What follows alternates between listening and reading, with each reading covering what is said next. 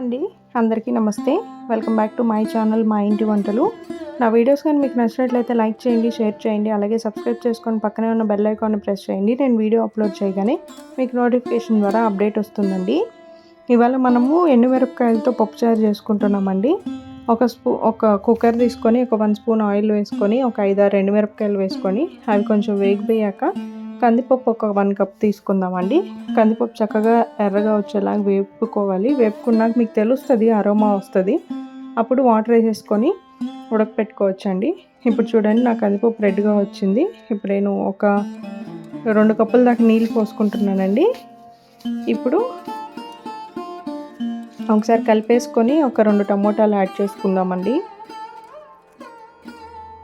ఒక 1/2 స్పూన్ పసుపు కూడా యాడ్ చేసేసుకొని కుక్కర్ విజిల్కి పెట్టేద్దామండి. ఒక 5 విజిల్లు వస్తే చాలండి.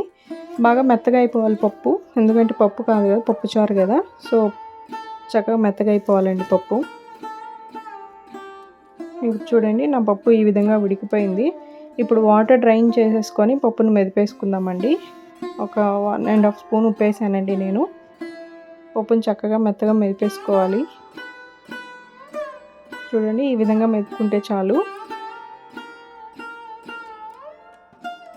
ఇప్పుడు చింతపండు పేస్ట్ యాడ్ చేసేసుకుంటున్నానండి. పేస్ట్ లేని వాళ్ళు ఒక చిన్న నిమ్మకాయ సైజ్ అంత చింతపండు రసం వేసుకొని వాటర్ వేసేసుకొని ఉప్పు వేసుకొని అన్నీ అడ్జస్ట్ చేసుకోండి. ఉప్పు, కారం, పులుపు అన్నీ అడ్జస్ట్ చేసేసి ఉడకపెట్టుకోండి. ఇలా పోపు వేసుకుందామండి. నేను ఒక 1 స్పూన్ ఆయిల్ వేసి ఆవాలు, కరివేపాకు మాత్రమే వేసానండి. మీకు జీలకర్ర, వెల్లుల్లి కావాలంటే వేసుకోండి, నేనైతే వేయలేదు.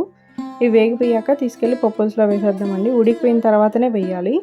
నా పప్పులుసు ఉడికిపోయింది కాబట్టి నేను తాలింపు వేసేసానండి. లాస్ట్లో కొత్తిమీర యాడ్ చేసుకోండి. అంతే అండి, మన కమ్మని పప్పుచారు రెడీ.